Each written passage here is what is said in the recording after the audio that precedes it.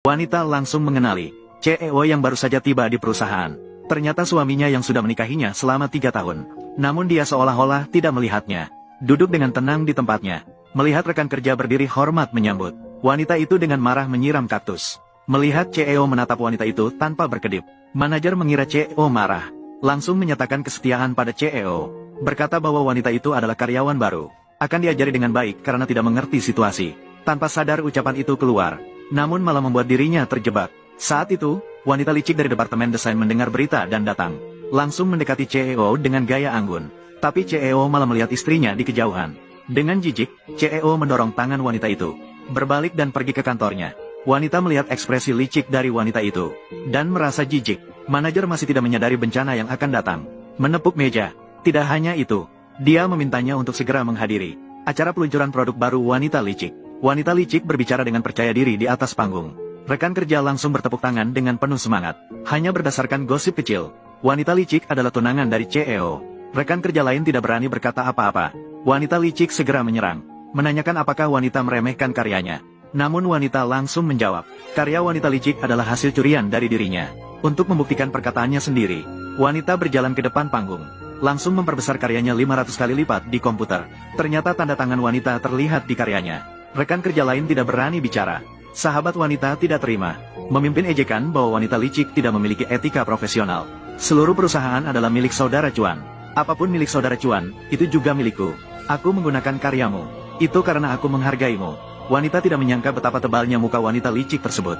Setelah wanita licik selesai berbicara, dia mendekati wanita itu secara diam-diam dan berkata, dia akan segera menjadi istri dari CEO.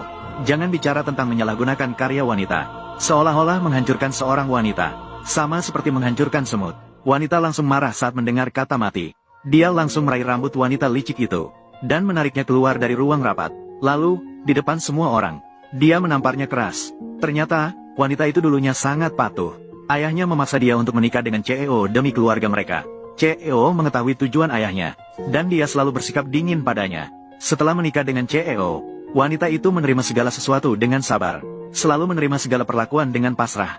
Namun, saat pemeriksaan fisik, mereka menemukan sinusitis stadium akhir yang tidak terduga. Dokter memberitahunya bahwa dia hanya memiliki 1 bulan hidup. Wanita yang masih muda dan cantik. Barulah dia menyadari kegagalan hidupnya. Maka ketika mertuanya menelepon lagi, ketika diperintahkan untuk segera pulang dan menghadiri pemakaman duo-duo, wanita memutuskan untuk tidak patuh seperti sebelumnya. Maka dia berdandan dengan rapi, pulang dengan gaun merah. Kamu adalah Ibu. Baru 3 hari tidak bertemu. Kamu tidak mengingatku lagi. Tangling, apakah di matamu, aku sebagai mertuamu, kamu malah berpakaian seperti ini, datang untuk menghadiri pemakaman duo-duo. Tangling, aku sedang melihatmu. Itu sengaja. Aku tahu betapa normalnya hal itu. Tidak cukup dekat denganmu. Tapi kamu juga tidak bisa. Sialan kamu, kenapa kamu begitu marah? Mengapa aku harus mendekati sampah?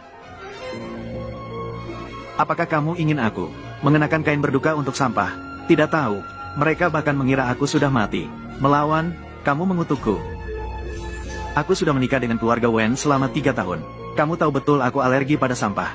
Masih membiarkannya masuk ke kamarku. Bagaimana? Apakah kamu ingin tidak lagi merendahkan diri seperti dulu? Apakah itu aku marah pada tante seperti ini?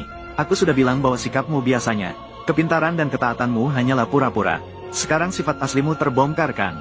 Ibu angkat, cepat, usir dia keluar. Pukul dia sampai mati. Pukul aku sampai mati. Kamu senang menjadi Nyonya Wen, kan? Apakah yang baru saja aku katakan salah? Memang kamu selalu cerewet dan bandel.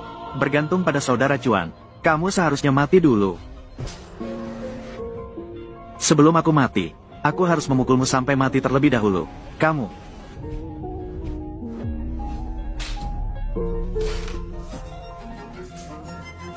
Foto-foto Dodo pecah. Semuanya